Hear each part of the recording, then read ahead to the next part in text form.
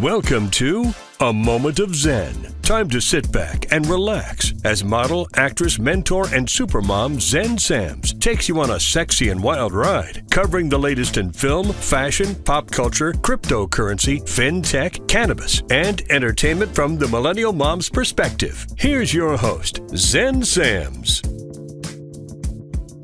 Hello, my beautiful friends and loyal listeners. It's always a pleasure to spend my time with you on the airwaves. Thank you for listening and interacting with me on social media. That truly does make it all worthwhile. Please make sure to follow me at Zen Sams. That's Zen with an X, not a Z. Also remember that we're now on TV. Tune in at watch.kp media and catch A Moment of Zen on the Impact Live channel Sundays at 11 a.m. Eastern. All episodes are now available on demand. We have such a great show lined up for you guys today. In our Business and Buzz segment brought to us by Revere Securities, we have returning contributor Kyle Wool, president of Revere Securities, and he's joined by his good friend Clint Larue, formerly an active duty Navy SEAL from 2001 to 2016. And today we are chatting about one amazing nonprofit that Clint heads called Heroes and Horses, a program that is changing the narrative for veterans and helping pave the way for them to being whole again. In My Digital World segment brought to us by Tempus Network, we're joined by Shahal Khan, CEO of Tempus, and he is joined by Constantin Kogan, co-founder of BullPerks and GamesPad. Today, we're chatting about blockchain gaming, the play-to-earn models, what the monetization incentives look like for gamers, the importance of the communities surrounding these platforms, and how it all ties into the metaverse. In our Express Beauty Buzz segment, we have returning contributor Sari Katz, co-founder of Velour Medical and an allergen medical trainer. She's going to be coming in with the latest in cosmetic and beauty trends. In our Crypto Frontier segment by CCP Digital, we're welcoming back CEO of CCP Digital and regular contributor Chris Pulley, and he is joined by Warren Lorenz, managing partner at Tech Meets Trader. Today, we're chatting about blockchain gaming, the play-to-earn models, and what the incentives look like for gamers and how to implement a viable economic system into GameFi.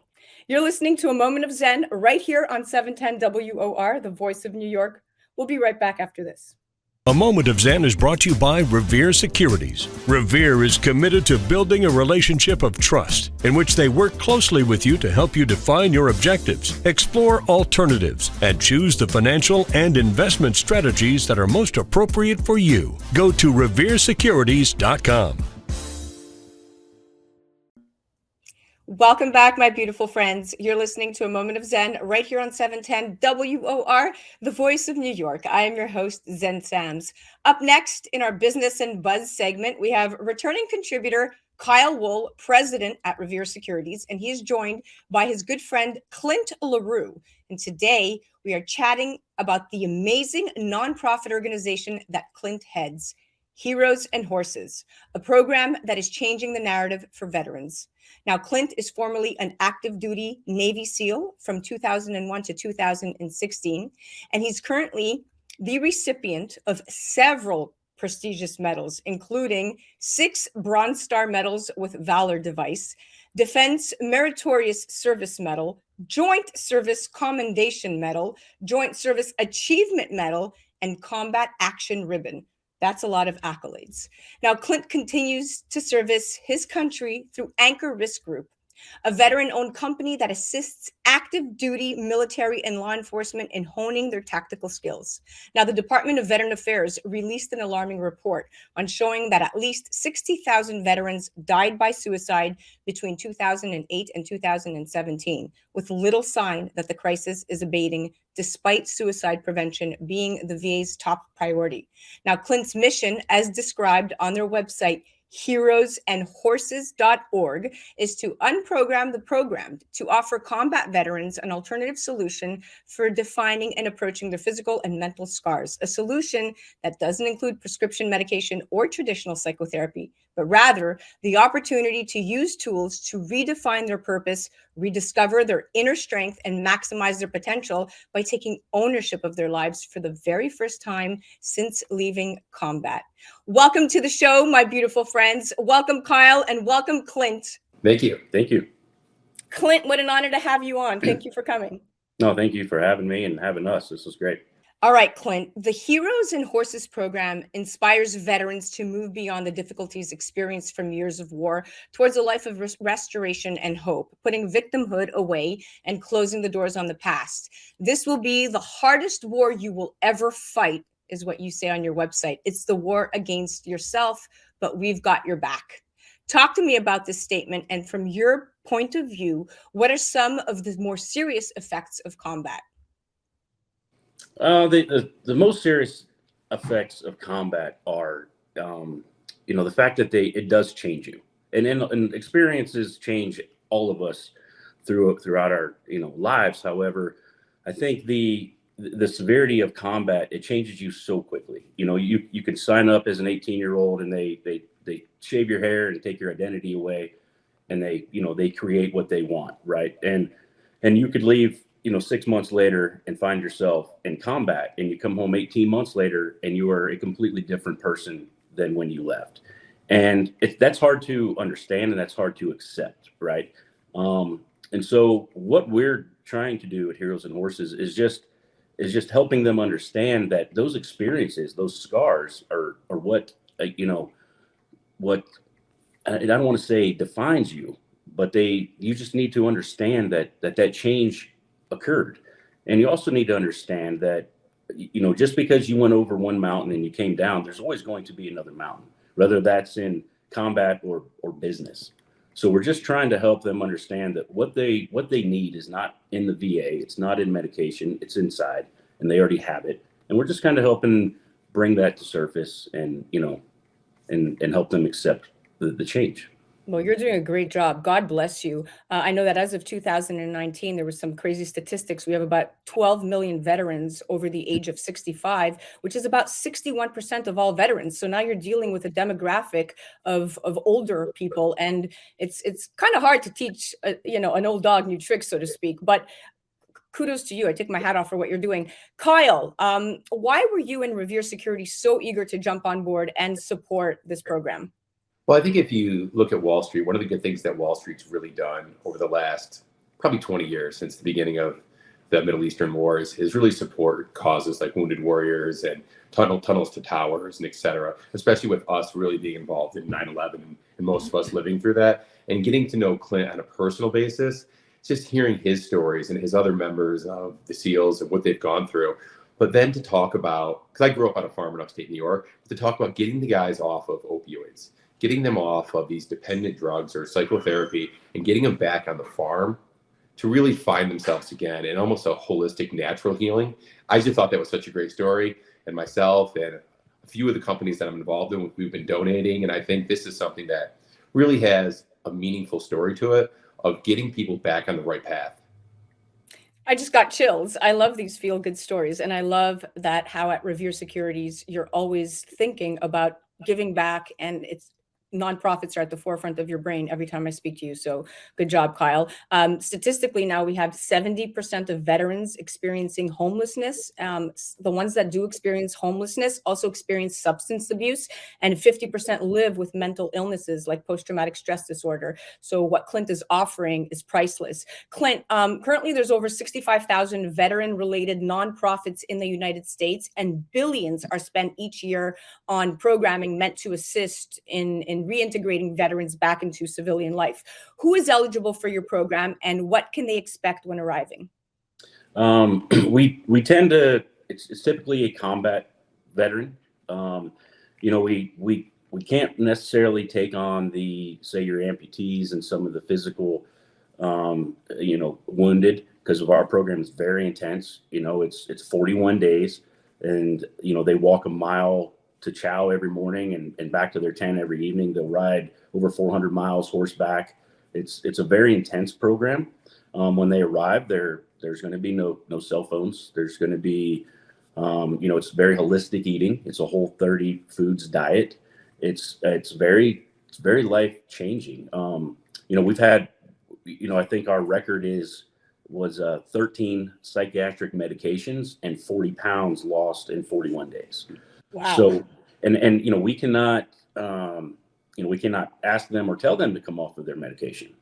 Everything that they do there, we don't really tell anyone what to do. We have a schedule, and they figure it out themselves. They find their own way. So, most of the time they'll go through a program and they're told what to do, and they're talked to and they're told how to fix their problems. We don't do that. We just encourage them to look within and fix it and find their own internal strength. So that's the difference. I mean, I appreciate the opportunity for veterans to go to the Super Bowl or go to, whatever great event, but that's not changing their lives, right? We don't want to create perpetual veterans. Being a veteran is not a verb. It's something you are that changed you. It could define you. That's okay, but it's time to move on. I love it. You're doing God's work, my friend. Good job. Kyle, one of the biggest challenges that veterans programs grapple with every day is helping homeless and vulnerable veterans find and keep good jobs.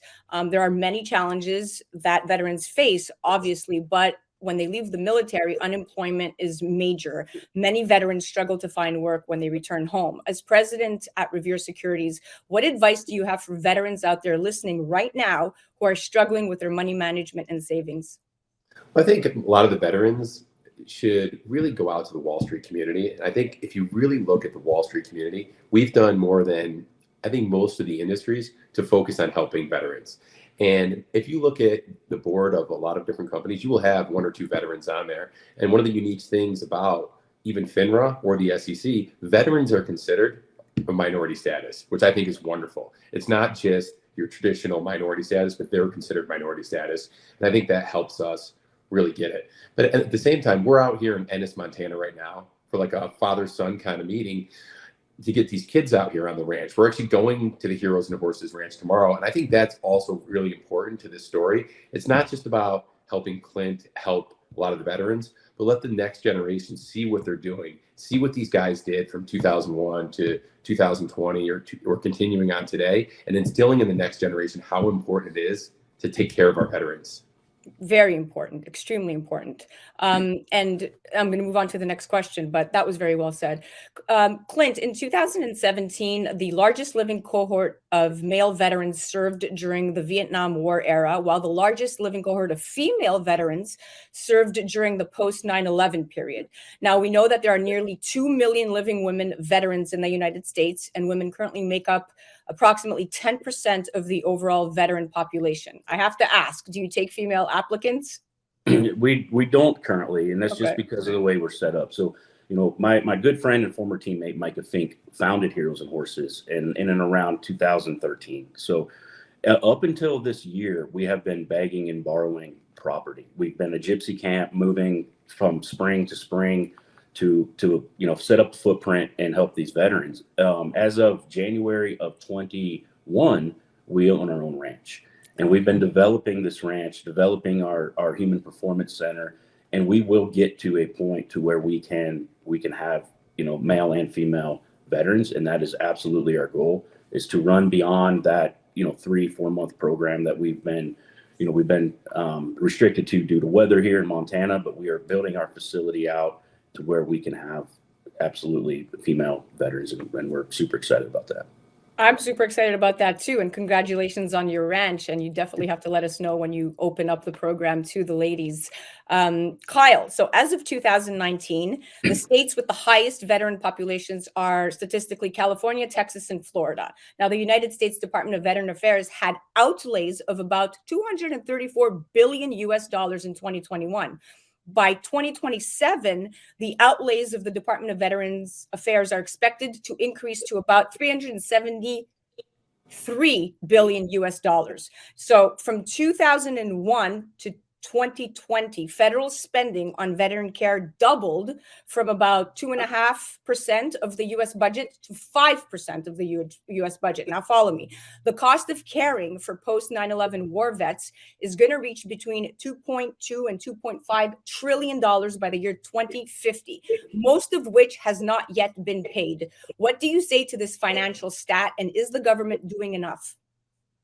Well, I think the first step is the appropriation of that capital towards a very worthy cause like veteran affairs. I think that's very important. But like in anything in politics, and as you know, I try not to get too political, but I think a lot of the times the money that's raised and appropriated doesn't always get to where it's supposed to get, to the people that are going to make sure that the best use of that capital actually gets employed. And again, you see the big charities, they all have the big names, but we know they have to go through a little bit of pork bellies and pork fat and different things to actually get there. And that's what I've been trying to do myself personally, is come out to these ranches, to come out to these farms, actually get to know people like Micah, who's here with us this week, and along with 4 or 5 other former Navy SEAL veterans, along with Clint, and to see where the money actually goes. And I think that's very important. So I think if we could streamline the capital and make sure it gets to people like Clint and Micah that know what they're doing, and getting these people off the opioids, getting them into a real life again, that's the most important things. And maybe not going to some agenda tucked in by maybe the left and into these bills would be great if it all went to the veterans. And see, that was a great answer. And that's why we have you on these segments, because you're the business mind. And Clint, you're lucky to have Kyle. Kyle, you're lucky to have Clint. I can't thank you both enough for piping in here. Thank you so much. We're out of time, but I just wanted to extend my big welcoming to you, Clint, because we've been waiting to have you on the show. Kyle speaks very highly of you. And Zen, if you don't mind, if you could give a quick shout out to Heroes and Horses, maybe mention their website. Oh yeah, because I know a lot of people would really like to help this. Oh, absolutely. I have a whole ending for you guys. Okay. Clint, thank you so much. Thank you so much for having us. Absolutely. Absolutely.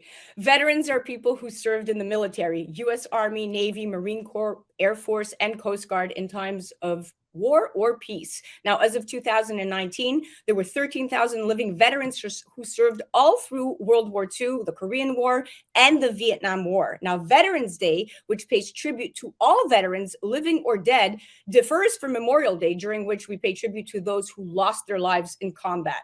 Remember that.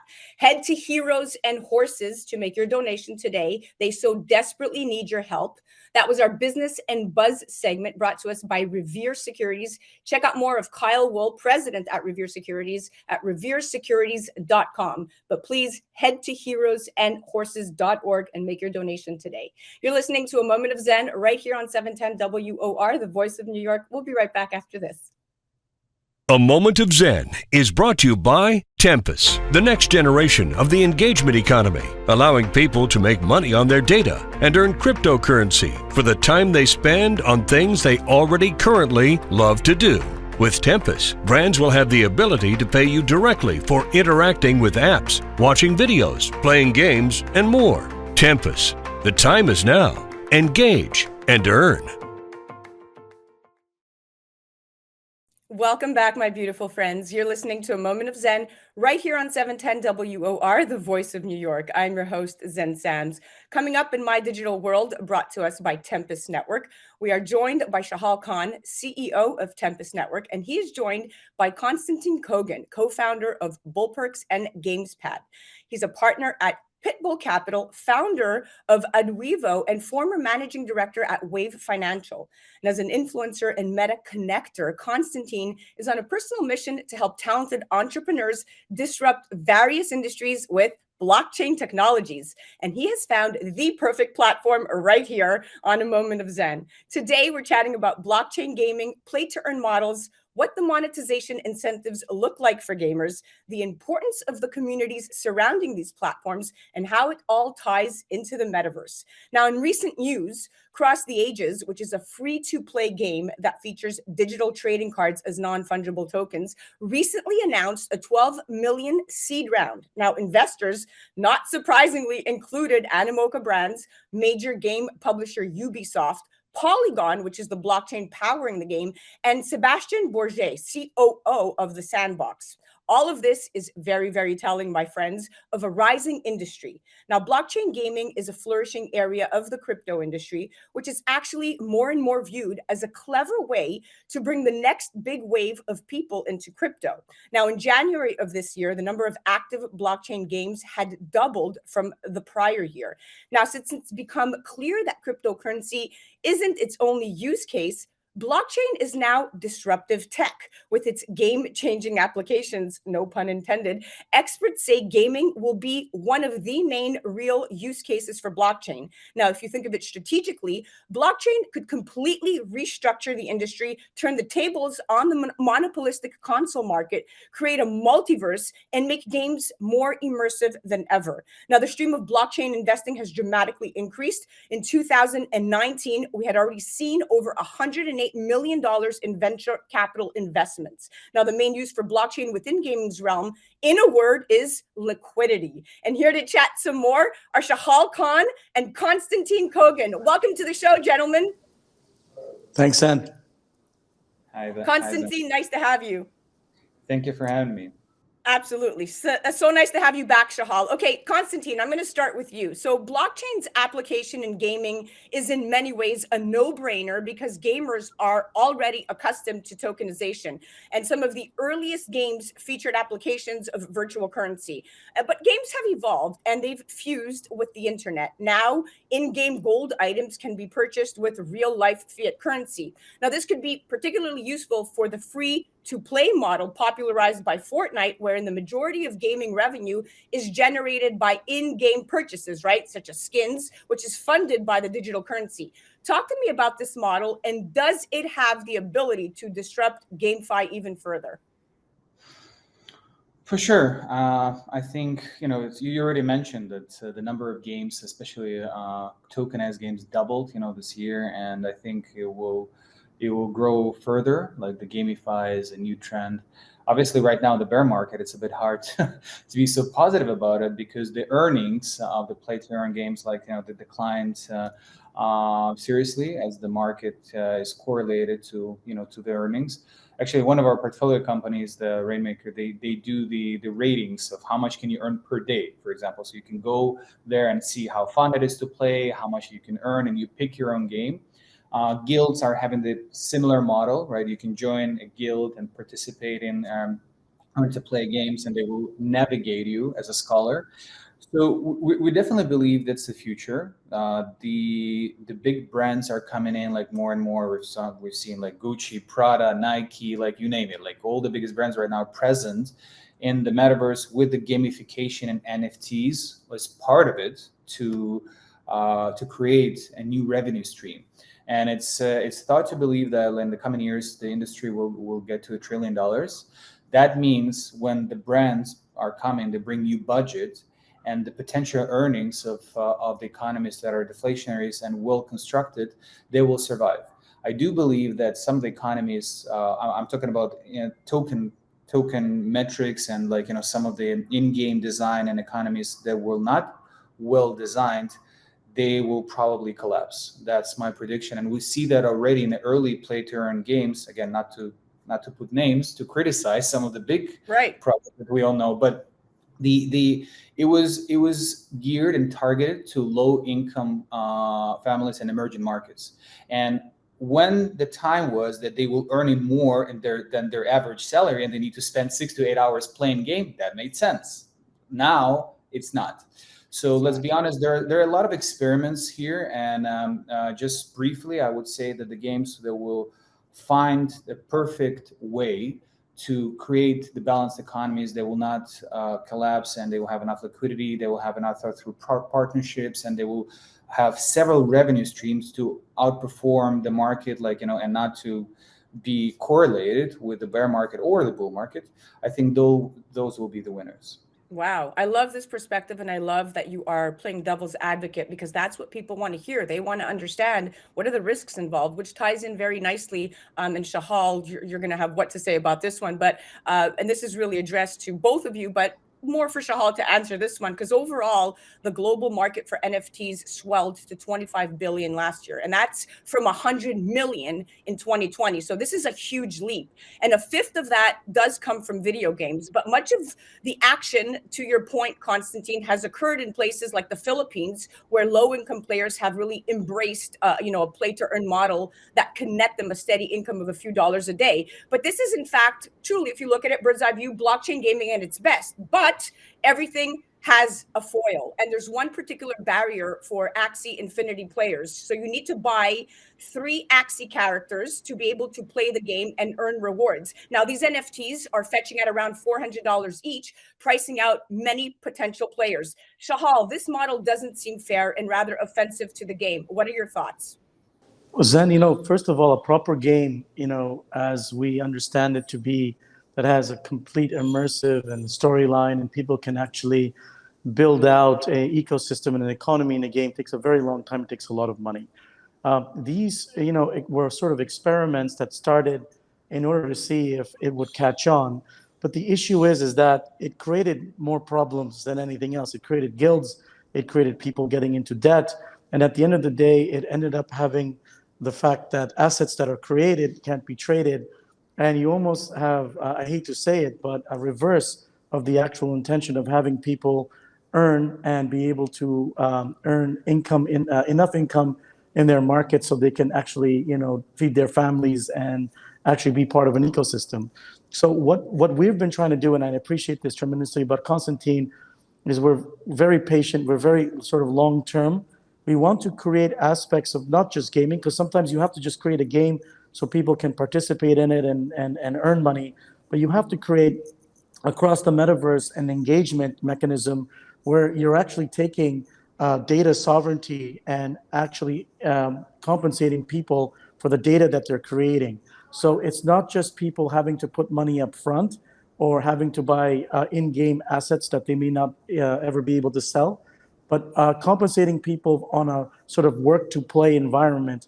And that now becomes a real part of an economy. And I think that's very important for people like Constantin that understand that, to keep on developing games in that area. And for us, people that are investing in communities and engagement, to be able to find the right time to come together to really make this sustainable.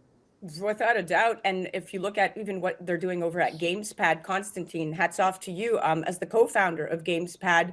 It's a gaming, NFT, and metaverse ecosystem. And we know that in your ecosystem, it includes a support system aimed at helping game developers address some of the key challenges they face in building new play-to-earn games. And I love your model because it's designed to really kind of supercharge, right, the growth of the GameFi sector. Not many people are doing it effectively. And also you're empowering game entrepreneurs and providing investment opportunities for the community, which is kind of more unique because you're taking a power to the people approach. But let's go back. Web3 now is going to become this infrastructure that's going to enable the implementation of new tools, products, and types of monetization in the tech market. But will users be able to regain control over their data? Like Shahal said, what will happen to ads and monetizing? And won't it be just a repackaging of the same thing in a new wrapper? What are your thoughts?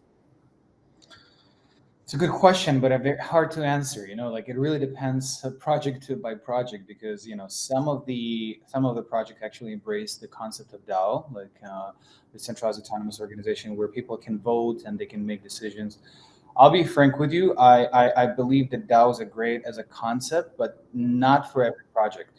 Sometimes you need central authorities. I mean, there's a reason why countries still have parliaments. They have presidents. They have someone as a one or person or a board of people who are making decisions, and not because they're better, just because of the competency.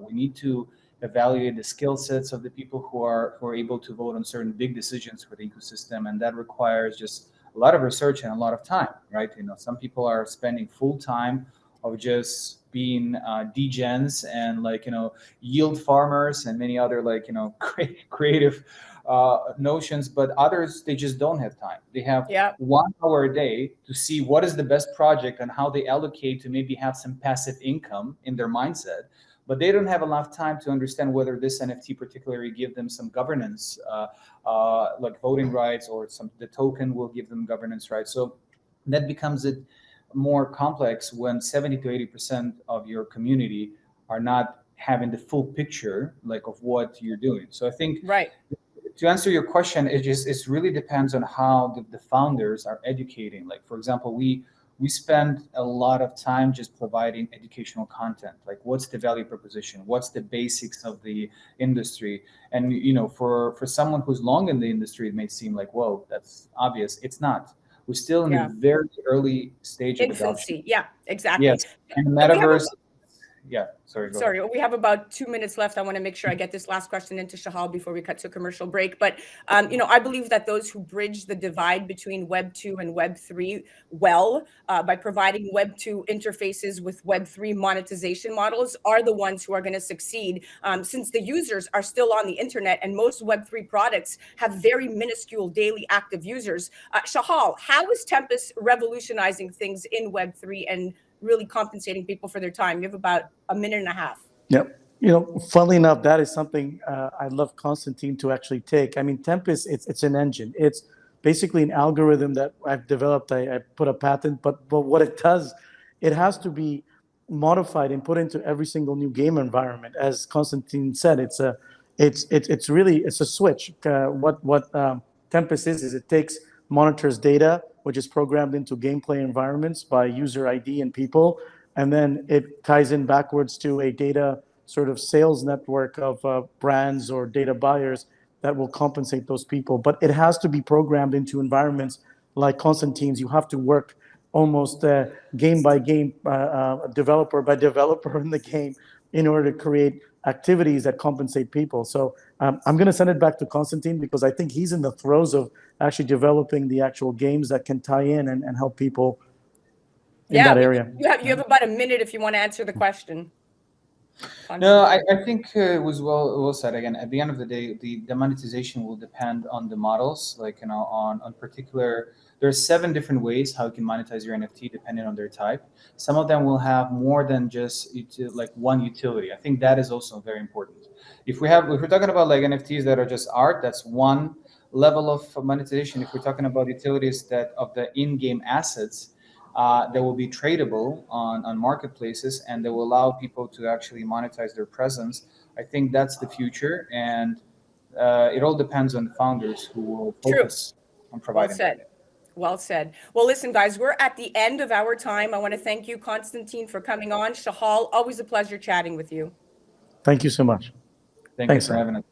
Yeah, that was My Digital World, brought to us by Tempus Network. Now, how gaming receives blockchain, why and when, is a signal that other sectors will want to follow with rapt attention. So make sure you're checking it all out and make sure you're tuning back in. You're listening to A Moment of Zen right here on 710 WOR, the voice of New York. We'll be right back after this, and make sure you check out Constantin Kogan at GamesPad.io. A Moment of Zen is brought to you by Tempus, the next generation of the engagement economy, allowing people to make money on their data and earn cryptocurrency for the time they spend on things they already currently love to do. With Tempus, brands will have the ability to pay you directly for interacting with apps, watching videos, playing games, and more. Tempus, the time is now. Engage and earn. Welcome back, my beautiful friends. You're listening to A Moment of Zen right here on 710 WOR, the voice of New York. I'm your host, Zen Sams. Welcoming back to My Digital World is Shahal Khan, joined by good friend, guest Constantin Kogan of GamesPad.io. And we're talking about NFTs, gamification, monetization, and all things Web 3.0. Constantin, welcome back, my friend. Thank you. Shahal, nice to see you again. Constantin, I'm going to start with you. So 80% of OpenSea's minted NFTs for free were plagiarized works, fake and spam. So what we've seen is, despite this extraordinary growth, there has been growing concerns regarding NFTs sold for free on those NFT marketplaces. In fact, OpenSea, which is the biggest NFT marketplace, valued at $13 billion after its latest round of venture funding, said earlier in this year that more than 80% of the NFTs minted for free on their very platform were plagiarized works, fakes, and collections of spam. What do you say to this? Not much to say. We're still in a Wild West period, like it's hard to talk about. You're talking about plagiarism, like there's also IP rights, right? So where they're using some of the assets knowingly, that there will be some consequences. And It's not only plagiarized, it's like, they're breaking some IP rules, international one, right? But because it's such a fast pace, we no longer can control it, because it's a content that's developed by people, and the only way to control it is to completely ban uploading any NFTs, like, and minting them. So there is this like radical solutions here. I mean, we're learning. There's no perfect solution. I hope there will be more support from global community to make sure we just build a way how to monitor those things, and maybe hopefully by voting rights remove obvious scams. That's not level number one. So we have to protect retail investors in every country in the world. That's our main priority, and educate them. The second point, I would say that I know that several infrastructures have been built to identify with the power of AI, immediately the plagiarism, and remove them, also delist them. So those are two things what I would say that will help us in the near future. Yeah, it's very interesting. Shahal, do you want to take a stab at this one? Yeah, I mean, I'm going to use the most silliest example, but it's like going to Barney's, Zen, which I know you love to do, and buying, a piece of, clothing there, because you know where you're going, and you know what you're getting. And, it's going to be the same thing. You're going into Web3 environments or metaverse environments, or you're going to game platform environments where you trust the source and you're buying it from a trusted source. That's the only way to do this. And as Constantin said, this has been a Wild West, and these are the platforms we need to create. And we need to create the Barneys of the future, where you know what you're getting and who's selling it. And that's the way we're going to stop to limit this stuff. Yeah, it's very interesting, because when you look at it from an economical standpoint, right, the rise of this creator economy that we've all been touting and talking about, blockchain is definitely exciting from a gaming perspective, that it now fundamentally gives identity, right, to an asset which is verifiable. And once these assets become constant, it automatically gets value and can eventually be traded, which can create more value essentially. But when you look at Web3 could be an area that has massive opportunity, right? If we were able to optimize and create experiences that are also going to be leading to livelihoods of people, because that's what's happening right now with gamification, even in third world countries. It's hard to get people to spend, but if you're able to make a gamer provide a way to earn some livelihood and then make him a consumer, then he's spending. And those economics can actually be shaped up and modeled in a country like India better than statistically than in any other country. So I do believe that there's a place and time right now for those who understand it to get in at the early inception. But when you have companies like GamesPad, when you have patents like yours in Tempus, that's the infrastructure that this industry needs to be able to pave the way for brands coming into Web3 that absolutely have no idea how to really kind of take this on wholeheartedly. And lastly, if I could just get some opinions here from Constantin and from you, when you're looking at the market and you have advice to give to somebody in their infancy, where they are a brand that's up and coming and they want to enter the metaverse and they want parcels of land in the metaverse and they want to establish themselves next to Gucci and next to Balenciaga, who already have presence in the metaverse, what should they really truly be thinking about in a prioritized kind of way from an entrepreneurial standpoint? Wow, that's also a good question. So I would say that they're actually thinking what's the value proposition for the brands? Because let's be honest, we talked with several metaverse, we invested in several already, and some of the projects already have existing brands, and the reason why they're able to pull it out because they have users, they have actual users, and that's what the brands want. Listen, for some it's just a marketing gimmick. Let's be honest, it's an experimentation. They just want to pull up a cool post that they are present in the metaverse, and that's all. Yeah. While for others, they actually want to see results, sales. They want to see how will it convert into something of a product where whether it's virtual or physical, doesn't matter, but they want to see sales. And that's the bottom line. If you have bigger community and you're able to create a stickiness in this community, they have not a good retention, and those are traditional metrics in any project, right? If you care about this and you create, as Shahal mentioned, immersive experiences, and they're exciting, people really want to stay. Not because you give them free tokens, but because they really genuinely enjoy the socializing. They enjoy some activity inside the game or inside the metaverse. I think that's the key. I agree. And Shahal, when you're talking about gaming communities, I know that you're in the process of acquiring something major, and you're dealing with a surplus of users that you could be able to now take and put on a platform and then help them monetize their time passively while they're sleeping with your innovations and your patents. But when you look at, for instance, Bill Gates, right, he described blockchain as a technological tour de force. So the NASDAQ CEO, Bob Griefeld, said it's the biggest opportunity set we can think of over the next decade. But there's been a lot of people poisoning the well. And to Constantine's point, when we see dips in the market right now and all of these digital assets losing their value essentially overnight, because of course we know that the feds have very strategically now increased, the interest rates here, and it's totally affected the cryptocurrency. Shahal, what is the correlation between how markets move, between now cryptocurrency being directly affected by our markets? Does it have the ability to disrupt other asset classes? Yeah. So, well, yeah. So let me just first answer one very important thing. What we've been doing is investing, other than this patent, and engagement in community. And the most important thing is community. You need to protect that community. And then the communities that we're building through our investments in gaming and esports and everything else tie into companies like Constantine has that are creating gamified platforms. And we have to get that quality perfected. And we've got to find a bridge where, when both are ready, they combine to give people the most benefit. So that's number one. Number two, it's funny because the guys on Wall Street always said that we have nothing correlated with crypto, and all of a sudden stocks go down, and then you find out that the same guys that are, poo-pooing all over crypto were deeply in it, because what would have happened is there would have been an uncorrelation, right? Crypto would have gone up, and those guys would have gone down, and it would have been uncorrelated. But it's correlated because they were investing in it.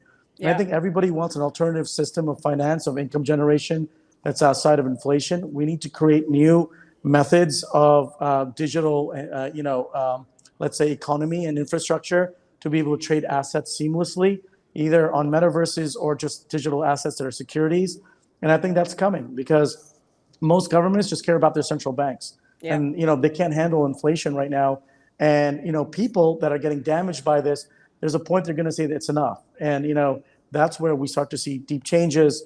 And there are a lot of changes going on in the world today, that are going to surprise people, and they're going to have other regulated places to be able to safeguard their assets. And I think we've got to look for those and work towards those. Yep, couldn't agree more. Well, we're out of time. Thank you so much, gentlemen. It was a pleasure chatting with you again. Constantine, thank you for coming on the show. Shahal, always love having you on. Thank you, guys. Thank you so much. Thank you for having me. Absolutely. Yeah. That was My Digital World, brought to us by Tempus Network. Check out Shahal Khan. Head to tempus.network, and Constantin Kogan, co-founder of GamesPad. Head to gamespad.io, and also check out BullPerks.com. You're listening to A Moment of Zen right here on 710 WOR, the voice of New York. We'll be right back after this.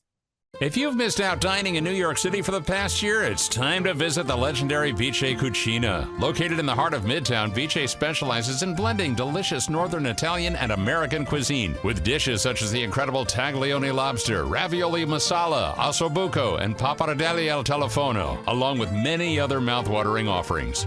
You deserve a great night out. Call Vice Cucina, 212-757-2600, or online at vicecucina.com. Hi, I'm Sari Katz with this week's beauty tip for A Moment of Zen. Have you heard of the snatch jawline? Well, it's a trend right now for the last few years, ever since what we call the Zoom boom. Well, a few years ago when we went on lockdown, a lot of people were seeing themselves in Zoom cameras for the first time and taking that leap and trying new procedures to enhance and improve their skin. So one of those procedures that we saw the most uptick in was the jawline and chin contouring. Why, you ask? Well, jawline and chin definition is a sign of both youth and beauty. If you think about some celebrities that have really defined jawlines and chins, we think of Katie Holmes, Angelina Jolie, J-Lo. All these women have this beautiful distinction between their face and their neck. So what did we used to do to create this distinction? Well, we had surgical intervention. plastic surgeons would do neck lifts, face lifts, chin implants to create that structured jawline. Luckily for us, nowadays, we have non-invasive procedures like Botox, fillers, devices, injections that stimulate collagen production. So we really don't have to undergo surgery. We have basic treatments like filler treatments, and then we have more combination treatments like filler and tightening devices. So what are we looking to achieve? Well, if we create more definition in the jawline angle, we can actually see a little bit of a protrusion of the mandible and give not just a better distinction between the face and the neck, but sometimes we can achieve a more masculine look or a more model-esque type chiseled appearance. For men, we would do a lot more focusing along the jawline, and sometimes we even square out their chins. Whereas for women, we might round out the chins and just focus on the angle of the jaw instead of widening the jaw. There are other procedures that we do in this jawline area, like Botox to the masseters. The masseters are the chew muscles that we use to both chew and speak and open and close our mouths. These muscles, if treated with neurotoxin, actually become a little weaker, a little thinner, and more slender, creating a more slender or less widened face. So we could actually, instead of widening the jawline, we can thin it out.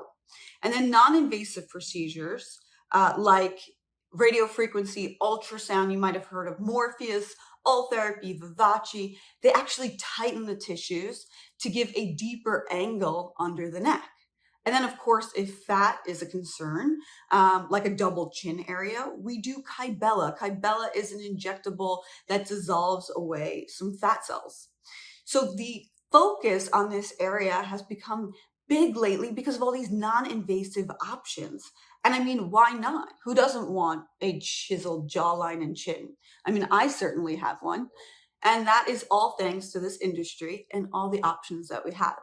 This is Sari Katz with your beauty tip for A Moment of Zen. A Moment of Zen is brought to you by CCP Digital, bringing you a view from inside blockchain, cryptocurrency, and NFTs. Introducing the latest Blockchain Heroes series, Retro Rebellion NFT collectible card packs from the Nifty Company. Available January 2022. Find out more online at ccpdigital.com. Welcome back, my beautiful friends. You're listening to A Moment of Zen right here on 710 WOR, the voice of New York. I am your host, Zen Sams. Welcome back to Crypto Frontier segment by CCP Digital, and welcoming back to the segment is our regular contributor, CEO of CCP Digital, Chris Pulley. And today he is joined by his good friend, Warren Lawrence, managing partner at Tech Meets Trader. Today we're chatting about blockchain gaming, play-to-earn models, and what the monetization incentives look like for gamers and how to implement a viable economic system into GameFi. But what is GameFi? Well, for those unfamiliar, it's a portmanteau of game and finance. GameFi involves blockchain games that offer economic incentives to the people that play them, otherwise known as play-to-earn games. And players can typically earn in-game rewards like crypto tokens, virtual land, avatars, and other NFTs by completing tasks, battling other players, or simply progressing through various game levels. Now, unlike traditional video games, play-to-earn games let you buy and then transfer the in-game assets to outside of the game's virtual world. Now, imagine a world in which you can make money just by playing a video game, not fake in-game money, but the kind of money that helps pay the bills and keeps food on the table. And imagine all the assets in a game, the characters, the outfits, the weapons could be bought and sold in the real world.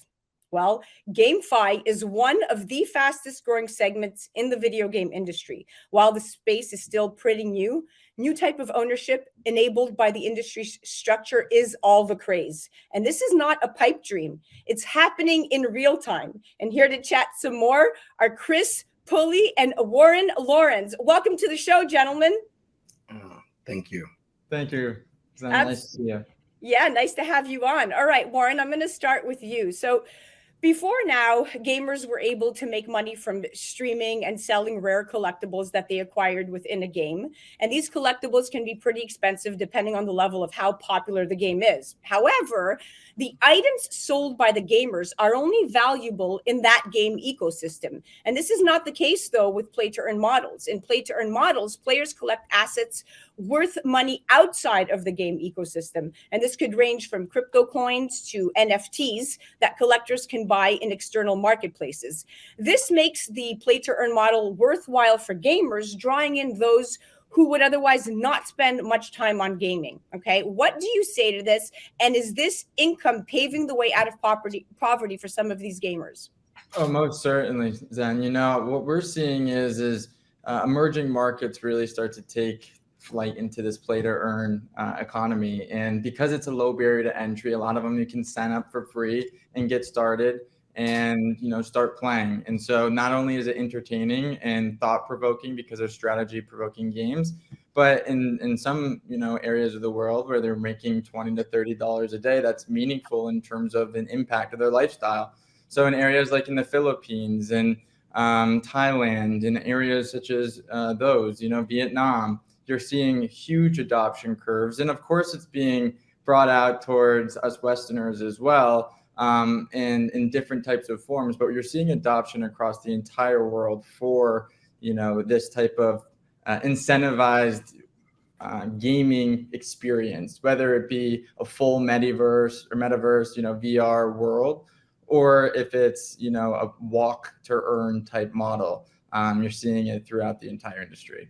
Exactly. I mean, if you look at the stats in 2021, the world experienced both the rise and fall of GameFi, right? With popular games including Decentraland, Sandbox, and Axie Infinity, enabling players to earn in a new standard for gameplay. And within the confines of these games, players were allowed to experience true asset ownership for the very first time, as verified by the blockchain, earning profits divided among players regardless of where they were physically located, bringing me into the next point. So, Chris, while these games have shaped the profitability of gaming, many are still left, you know, questioning if play to earn, P2E, can be more than a marketing gimmick, right? With sustainability plaguing the community, GameFi relies heavily on a continuous stream of outside investments and a dedicated fan base to really propel momentum. Now, unfortunately, both have proven to be short-term oriented and in some cases damaging to the ecosystem.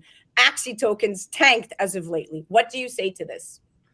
Well, when I hear you ask the question that it takes a community of gamers and influx of capital, it almost sounds like you're just talking about a traditional video game project, as they both require the same.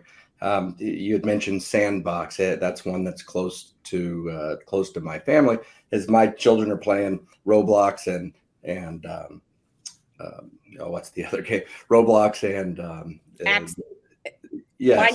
Minecraft. Thank you. And I get the credit card bills, right? And so they're buying things, they're buying their tools and things to create with. But when they leave that game, the money's left there, the toy, the tools, whatever they built are left there. And Sandbox is a great example. It's the same game to me. It looks the same, plays the same to some degree, but you're trading amongst each other. You can create new tools, sell them in the marketplace, get sand tokens, and then go to the free market and exchange your sand tokens back out for another token, or, you know, looking to cash back out to some sort of currency. Yeah, exactly. And I mean, but listen, when you're looking at how it's progressing, these play to earn models, it's basically a job, though, outside of the funness, because it's these Axie Infinity, I don't feel as fun. You do something and you get rewards. Then people cash out their earnings over and over again. They don't contribute to the community. They're just doing their tasks and getting paid. And a play to earn model is needed where it's fun and rewarding. So people can spend hours and days and months playing and getting better, competing and collaborating and building a really incredible community. So I think there's like a fine line where it's gone gray there as of lately, but that's a different show. All right, Warren, I'll bounce this back to you. Today, GameFi projects lack the scale and infrastructure necessary for mainstream accessibility, and this contributes to high upfront costs and fees and potential network bottlenecks. Furthermore, NFTs, like the crypto market, can be incredibly volatile, right? Their value can fluctuate from 1 hour to the next, making them really risky assets to hold. In the same vein, market observers have warned that the high rate of interest in NFTs can lead to an economic bubble that could burst at any time. What are your thoughts on this? No, I completely agree that it could lead to an economic bubble within this space because there's a lot of capital inflow, but that's because there's a lot of merits behind the technology. And I would say that overall, there's going to be instances where you have use cases where Axie Infinity is a perfect example of a petri dish experiment that went pretty well overall, except obviously some blunders. And it doesn't necessarily, who knows, it's going to have sustainability moving forward. Whereas, you know, there's other games such as, let's call it Splinterlands. One that I'm very familiar with, was a early supporter and you know, they've grown to millions of users, very similar to Axie, but they're more under the radar. Why is that? And it's mostly because they're insulated. So the ones that are, I would say, playing into the crypto hype, if you will, those types of ecosystems, those ones will rise and fall like every other kind of boom and bust cycle, right? But at the end of the day, there's going to be games that emerge as becoming insulated that can be extraordinarily successful within their own technology infrastructures and be scalable because they're not doing what everyone else is doing. They're not, you know, subjecting themselves to maybe a congested blockchain or something of that nature because they maybe control their own technology. They have their own internal blockchain. So I think that I would push the envelope a little bit further in that regard. Yeah, that makes total sense. And Chris, I mean, you're going to love this question because I'm dying to get your thoughts on this when it comes to Axie Infinity. So Axie Infinity, Sky Mavis reports that the game has surpassed 2 million daily active users. Great. Now, the majority of players are found in Southeast Asia, 10% in the United States, and a remaining 20-25% across Europe and Africa. Now, there's one particular barrier for Axie Infinity players. You need to buy 3 Axie characters, which are NFTs, to be able to play the game and earn rewards. But these NFTs are now fetching around $400 each, pricing out many potential players. Now, Chris, this model to me doesn't seem fair and rather offensive to the game. What are your thoughts? That's a great question, and I believe that there's just facts to be entered in here. So at one point, I don't know where the Axie Infinity started selling their NFTs at, but it was probably much less expensive as they are today. And then I also heard that they got as high as $3,000 and $4,000 to acquire those NFTs to play the games. But what it also does is it allows a economic collaboration. And so actually Warren and I are working on another project, a creator project similar, where the NFTs, even though we believe relatively inexpensive at $100, $200 of Ethereum, can be purchased and then staked and basically loaned or lent out to someone that couldn't afford $25, let alone $150 or $400, and then share the revenue. So you're able to have an economic system where you're working together, and we're working in that model in many instances today to try to bridge the economic gap globally. Yeah, I mean, listen, that project, those are the types of projects that the creator economy, this economy that's on the rise in the digital world, is giving birth to, and the proper infrastructure is definitely needed. I know that at CCP Digital, you have portfolios this thick of the most incredible projects at the forefront of Web 3.0. So I'm always eager to hear your thoughts on things. We have about 3 minutes left, and I want to throw this one back to Warren. So Warren, if you really look at blockchain gaming, right? So the blockchain gaming industry has faced criticism from traditional gamers, and many think that gameplay for these projects has a long way to go, that the next phase of growth might come only after these existing games deliver and the infrastructure evolves further. Now, the tokens of several play-to-earn games have suffered large price drops this year as broader cryptocurrency markets have trended downwards, leading us to think that maybe they don't trade so independently after all. What do you say to this? You know, I would say it's it's a play to earn model, and it's not without its risks, right? And so I would say to any, let's say, parent looking at their kids playing these video games, right? Would I rather have them maybe do a strategy game that has some sort of economy and earning potential, where they're learning real world principles of, money management, being able to transfer assets, utilize those assets, and maybe earn additional other streams of income? That entire economy is useful skills, right, for this next generation to learn independent on their own. And so, like, whether it's Call of Duty, where it's kind of deconstructive, where you're in the traditional like gaming world, where, if you're either playing a EA Sports, a sports game, or a shoot 'em, peer-to-peer game, it's less constructive, I would say, than what you're going to see in this play-to-earn economy. Now, with that being said, you're going to see, of course, new markets become a lot more accessible through the barrier to entry. And I think that's what you should be looking for is what gaming platform uses crypto and blockchain technology without even the user knowing it. That's what's going to be the most successful. Absolutely.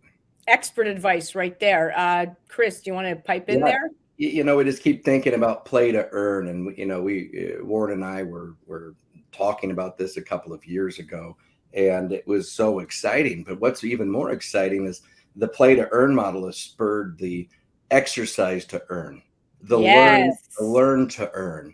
You mentioned it earlier, Warren. STEPN is paying tokens to verify you're walking and how far each day. And I've heard some incredible amounts of tokens earned that could be sold for real currency just from going on your daily walk. And so this model and the whole concept and idea is going to continue to transform industries and transform the way the next generation basically interacts with global economics. Well said. Well said. Well, we're at the end of our time, my friends. Chris, thank you so much. Warren, always a pleasure. Thank you for coming on, my friend. Thank you all for having us. Absolutely. That was our Crypto Frontier segment brought to you by CCP Digital. And just remember, guys, user statistics show the rapid pace of adoption of blockchain gaming, and the number of daily unique wallets interacting with game-related smart contracts has surged to 1.3 million as of last year. That's a 46-fold increase over the 28,000 at the end of the year 2020. Think about that. And one area of the digital asset industry is ahead of the games with exponential growth is, in fact, blockchain-based gaming. Well, now you've heard it all. You're listening to A Moment of Zen right here on 710 WOR, the voice of New York. We'll be right back after this. A Moment of Zen is brought to you by Hi There, a creative community exploring the culture, craft, and science of cannabis. Hi There believes that we have a collective responsibility towards eradicating the stigma, misinformation, and inequities surrounding this plant so we can unlock its true potential for all. To become involved and find out what all the excitement is about, download the Hi There app from the App Store and Google Play. Hi There, HIGHTHERE. Lots of big legal news out there recently, including R. Kelly being sentenced to 30 years in prison after being convicted by a federal jury in federal court of sex trafficking. R. Kelly is going to be facing some hard time there. 30 long years sentenced in prison, but his legal woes are not ending there. He is still facing more federal charges in federal court in Illinois, and also state court charges on a state level that he's going to have to answer to. So R. Kelly being sentenced for 30 long years in that bombastic, explosive sex trafficking trial a few months ago. We heard about the victimization of women and men by R. Kelly during the course of that trial. That was a big trial that we kept tabs on. And now some closure for those victims with R. Kelly being sentenced to 30 years in prison. Also sentenced to a term of imprisonment after a sex trafficking trial was Ghislaine Maxwell. She got 20 years also in a federal court here in New York. A federal jury convicted her a few months ago, and she's been sentenced to 20 years in prison. She plans to appeal. Also, Bill Cosby, a few weeks ago, there was a civil trial for Bill Cosby, and he was found liable for the a sexual abuse case that spanned years ago, and they found that Plaintiff was entitled to $500,000 in damages from Bill Cosby. So although there has been a successful appeal of Bill Cosby's criminal conviction, this civil case comes there, and now he's been found to be liable by a jury in civil court. So Bill Cosby, his legal woes continuing also inside courts, many courts actually, and he's still facing certain claims and all other charges perhaps also. We will see. Also, the Supreme Court giving us big rulings that we have seen here, and the public is split on those rulings. You have Roe v. Wade being overturned. So what did the Supreme Court do?